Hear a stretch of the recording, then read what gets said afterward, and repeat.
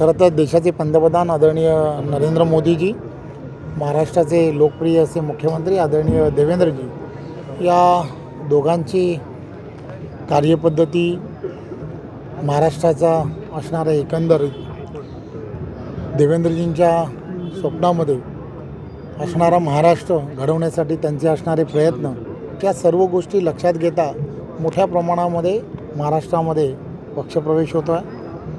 प्रकाश भोईरजी असतील, सरोजजी ताई असतील, या सर्वजण गेली वर्षानुवर्ष आम्ही सर्वजण या महानगरपालिका असेल किंवा डोंबिवलीमध्ये एकत्र काम करतो.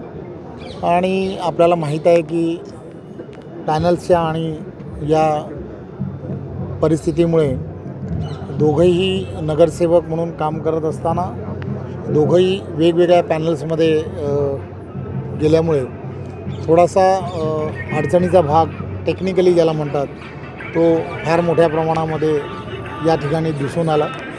त्यामुळे दोन वेगवेगळ्या पॅनलमध्ये थोडंसं पुन्हा निवडणुकीला सामोरं जाणं हे सर्व कार्यकर्त्यांचं असं मत झालं की आपण काय करावं. आणि मग मी खरं तर त्या सर्व कार्यकर्त्यांचं आणि प्रकाश भोईरजींचं मनपूर्वक धन्यवाद यासाठी देतो की त्यांनी अशा सगळ्या परिस्थितीमध्ये भारतीय जनता पार्टीमधून लढण्याच्या संदर्भातला निर्णय घेतला. आम्ही वर्षानुवर्षे एक परिवार म्हणून एक डोंबिवलीमध्ये काम करतो आहे. त्यामुळे त्यांनी आज जो प्रवेश केला आहे त्याबद्दल मी त्यांचं मनपूर्वक धन्यवाद देतो.